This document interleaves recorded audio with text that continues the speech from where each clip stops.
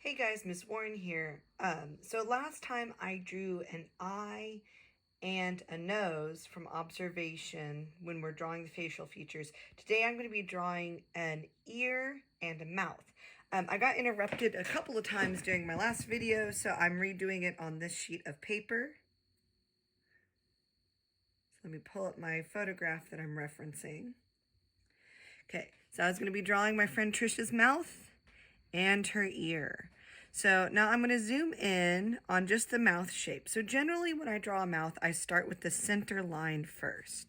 So I'm going to start in her center line. I'm going to observe it carefully. Now, the biggest thing about drawing from observation, looking at a photograph, is that you want to compare size, shape, and placement of everything you draw.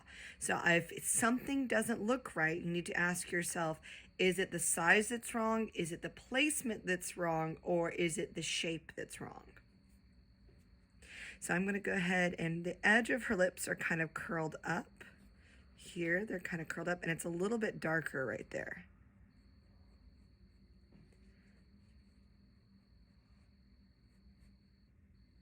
And the edge of her lips are a little bit darker here. So you need to check size, shape, and placement.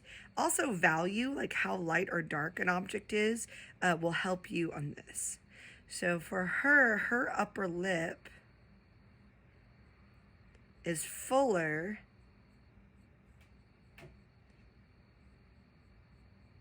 than her lower lip.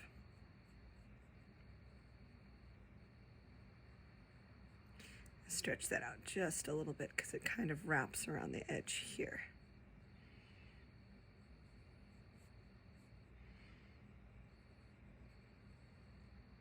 Okay, and then I'm going to draw the little outline of her lower lip.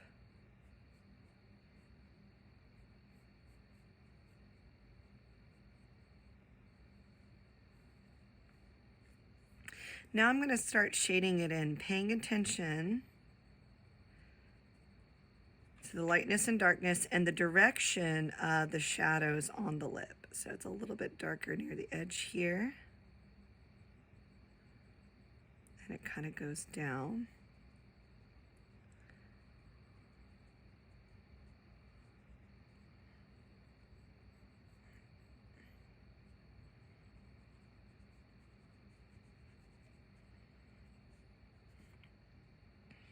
This little surface here is a little bit darker.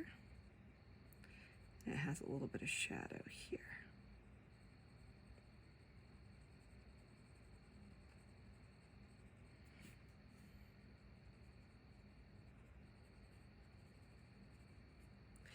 Blend that in just a little bit.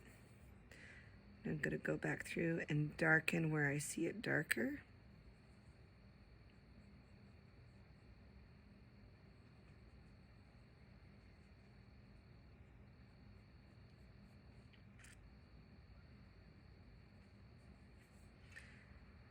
And I'm going to give a little bit of shadow to the lip below. So I see a lot of curve and contouring in the shadow on this side.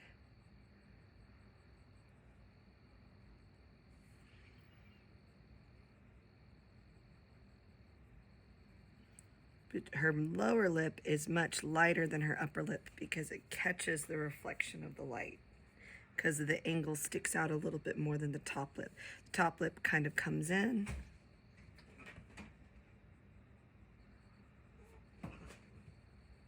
If you hear stuff in the background, that's just my cats chasing each other around. Now I'm going to kind of get back and check the shape.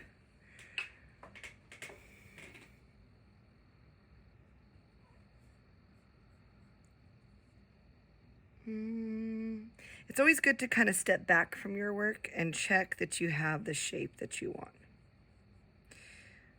Okay, that looks about correct. Now I'm going to go to the ear. Now she has lots of jewelry on her ear, so it's going to be a little more complex. So I'm going to go ahead and here, I'll scooch my paper up. So I'm going to draw the ear right here. Okay, so I'm going to start with the general shape of the ear. So yet again, you want to look at the shape and the size and the placement of each part. So first I'm going to look at the shape of the general outside. It's just a little cuff that curves right here and goes around the edge of her ear.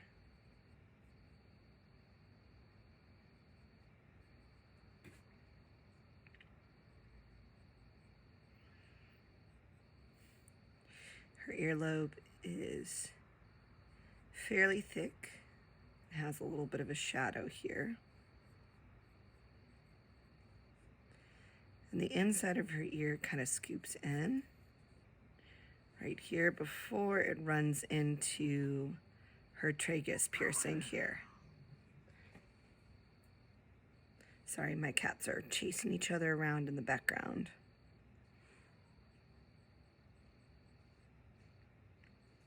You can see the little bit of edge on this ring here.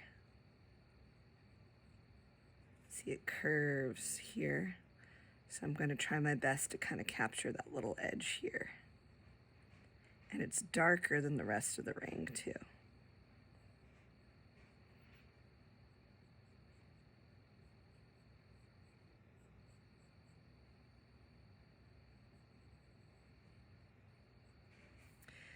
Then her tragus, this little part of her ear goes out,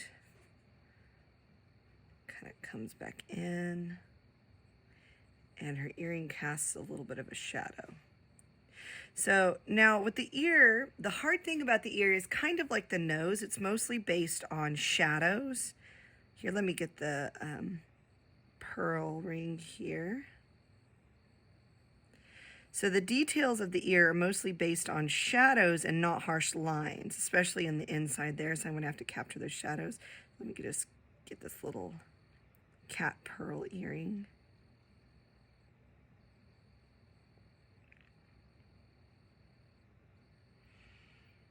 Get the shadow in on that.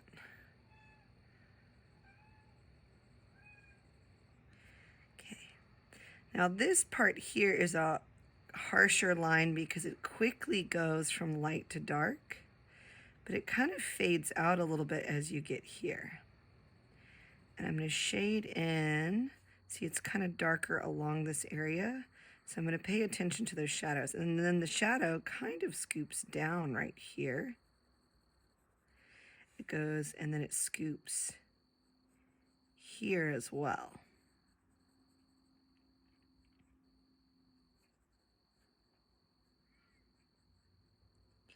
And then you have the shadow scooping in here as well.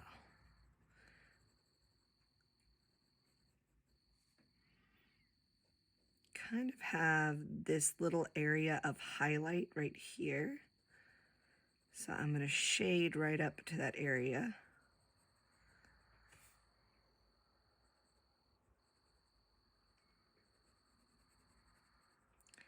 A little bit area of darker shadow in here. I'm going to blend that in just a little bit. The type of pencil I'm using is pretty smudgy. So those shadows will blend really fast. Her hair kind of scoops up right here. Her glasses go behind her ear, hidden like this. Kind of tucks her hair around them.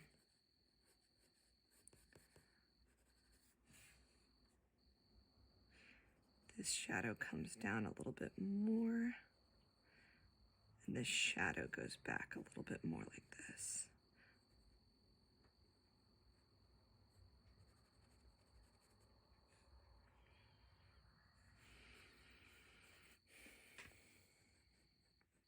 So with noses and ears and like softer tissue like this, the tricky part is getting all those shadows correct.